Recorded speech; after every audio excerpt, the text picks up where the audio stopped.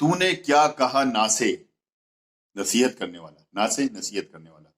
ये तूने क्या कहा ना से, न जाना कूचाए जाना में। कूचाए जाने में यानी अपने दोस्त की प्रेमिका की गली में। ये तूने क्या कहा ना से, न जाना कूचाए जाना में, हमें तो उस गली की ठोकरें खाना मगर जाना। यानी ठोकरें खाएंगे फिर भी जाएंगे। इश्क में यहां तक तो बात समझ में आती है, लेकिन इश्क में जब आदमी इतना हद से गुजर जाए कि अपनों का खून कर दे, अपने सगे संबंधियों का, अपने माँ बाप का, अपने बहन भाइयों का खून बहा दे, तो उसको ना तो कोई समाज बर्दाश्त करेगा, ना कोई संविधान बर्दाश्त करेगा, और ना ही शायद इश्क बर्दाश्त करेगा। वो इश्क नहीं, वो एक पागलपन है, जुनून है, लालच है, या क्या है, ये तो सब आप लोग समझे इसको, इस बात को। लेकिन हकीकत यह है कि ये जो कुछ भी है ये बहुत गलत है। बात करेंगे आज हम शबनम, मशहूर चर्चित केस की। वो दोबारा से इसलिए ये चर्चा में आ गया है कि शबनम आजकल रामपुर जेल में बंद है, और जैसा कि आप जानते हैं कि उसको फांसी दिए जाने की तैयारियां शुरू हो गई हैं। मथुरा जेल में उसको फांसी दिए जाने की तैयारियां चल रही हैं। फंदा रस्सी का बनने के लिए भागलपुर पहुंच गया है, वहां से फंदा बनकर आएगा। पवन जल्लाद ने अपनी तैयारियां शुरू कर दी हैं, और बहुत जल्द ही उसको फांसी के फंदे पर पहुंचा दिया जाएगा। जबकि ये भी कहा जा रहा है कि ये वो जो अब से 22 साल पहले एक बुंदेलखंड की महिला जिसको फांसी दी जाने वाली थी, तो उस समय कुछ महिला संगठनों ने विरोध करके और ये दया याचिका दाखिल करके राष्ट्रपति को मना लिया था, या उनके दिल में ऐसी बात पैदा कर दी थी कि उन्होंने उसको उसकी फांसी को कैंसिल करके आजीवन कारावास में तब्दील कर दिया था। अगर शबनम को फांसी होती है तो आजाद हिंदुस्तान में ये पहली किसी महिला को फांसी होगी। अब देखना यह है कि फांसी होगी या फिर इतिहास अपने आप को दोहराएगा, उसी की तरह जो उस महिला, बुंदेलखंड की महिला को जो जीवन दान मिला था, इसको मिलेगा कि नहीं मिलेगा। यहां मैं आपको उसका फोटो दिखाता हूं, उसके बेटे का। उसके बेटे ने भी कहा है कि मेरी माँ को जीवन दान दिया जाए। देखिए ये बेटा कह रहा है यहाँ पर। लेकिन जहां बेटा ये कह रहा है, तो वहां पे जो शबनम के चाचा चाची हैं, वो चाची का कहना यह है कि अगर उसको फांसी के बाद उसके शव को यहाँ पर कोई लेकर आएगा तो हम उसको नहीं लेंगे। उन्होंने लेने से साफ इनकार कर दिया है। उन्होंने कहा कि हम उसके शव तक को भी नहीं लेंगे, क्योंकि शबनम ने जिस तरह से अपनों को काटा था, हमने उन कटुओं को देखा है, वो हमारे अपने थे। अगर हम भी वहां पे होते उस दिन तो शायद वो हमें भी काट देती। उन्होंने साथ साथ एक बड़ा वाजिब सा सवाल भी किया है। उन्होंने कहा कि इश्क लोग करते हैं, दुनिया में होता है, भाग जाते हैं, ये भी भाग जाती, इसे मारने की क्या जरूरत थी? बाद में सब लोग ठीक ठाक हो जाते हैं, मिल जाते हैं, आप सब कुछ हो जाते हैं, लेकिन क्यों मारा इसने? जायदाद का लालच था।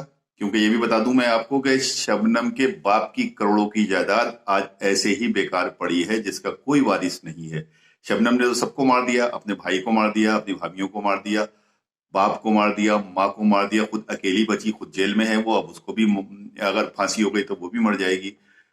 अब ये इस करोड़ों की जायदाद का क्या होगा? कौन इसका वारिस बनेगा? उसका बेटे को मिलेगी या उसके चाचाओं को मिलेगी? किसको मिलेगी? ये तो खैर कानून बताएगा, वक्त बताएगा कि कैसे क्या होना है।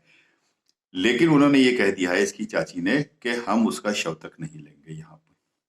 तो सवाल ये होता है कि इस वक्त जो कुछ संवेदनाएं चल रही हैं, कुछ लोग कह रहे हैं कि शबनम के साथ में क्या होने वाला है और क्या नहीं होगा। लेकिन बावनखेड़ी, जहां पर ये कांड हुआ है, अमरोहा का जो गांव है बावनखेड़ी, वहां पे जहां पे ये कांड हुआ है, वहां की स्थिति यह है कि आज जब कोई लड़की पैदा होती है उस क्षेत्र में, तो वहां के लोग अपनी बेटी का नाम शबनम नहीं रखते। और वहां के लोगों ने ये भी कहा है कि हमें उससे कोई हमदर्दी नहीं है, जिसने जो किया है उसको उसकी सजा को पहुंचना पड़ेगा।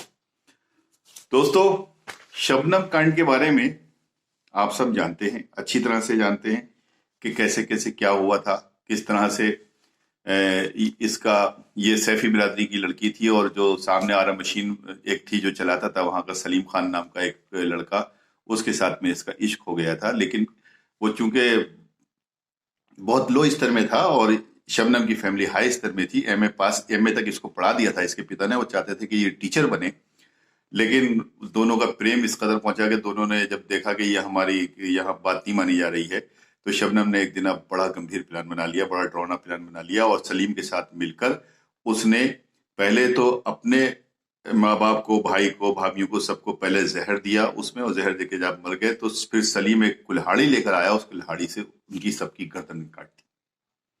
कैसी निश्चल हत्याएं की थी। और यहां तक कि एक छोटा सा शबनम का एक भतीजा था, मासूम सा, उसका भी गला घोंट के मार दिया गया। उसको भी उसके मारने में भी इन लोगों को जरा सी ना तो कोई दया आई, ना तरस आया, ना कुछ आया। बहरहाल अब तो जो कुछ होना था वो तो हो गया, कानून ने अपना काम किया, कोर्ट ने उनको फांसी की सजा दे दी। लेकिन इसमें सबसे बड़ी एक जो काम की बात है वो मैं आपको बताता हूं। मैंने ये खबर क्यों बनाई है कि इस कांड को, जो शबनम का ये कांड है, जो बावनखेड़ी कांड है, ये आज भीमराव अंबेडकर एकेडमी, जो पुलिस एकेडमी है जहां पे पुलिस को ट्रेनिंग दी जाती है, वहां पर कानून के साथ साथ इस कांड को भी पढ़ाया जाता है। पुलिसकर्मी जो वहां पर पढ़ते हैं, जो वहां पर ट्रेनिंग लेते हैं, वो कानून पढ़ते हैं और कानून के साथ साथ ये बावनखेड़ी कांड भी पढ़ते हैं।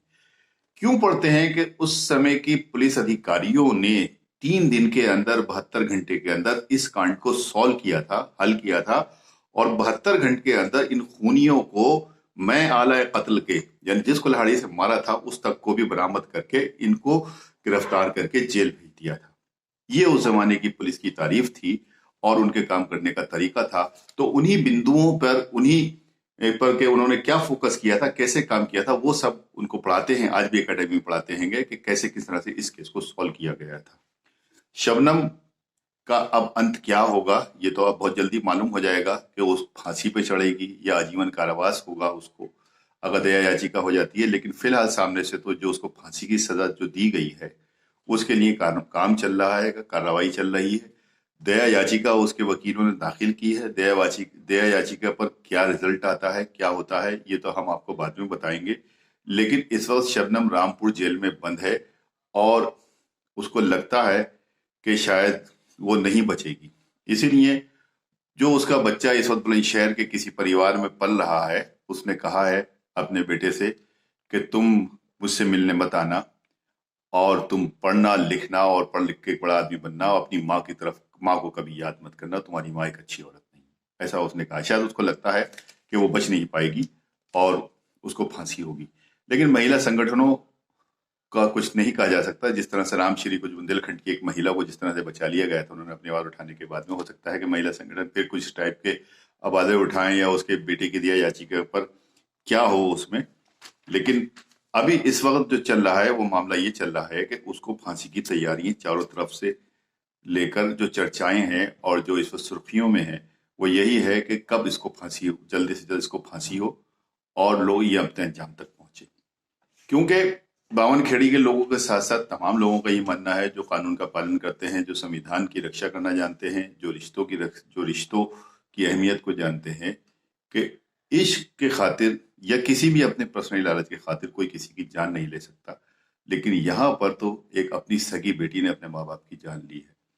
कानून ने अपना काम किया है, पुलिस ने अपना काम किया है। अब बाकी देखना यह है कि आगे क्या होता है।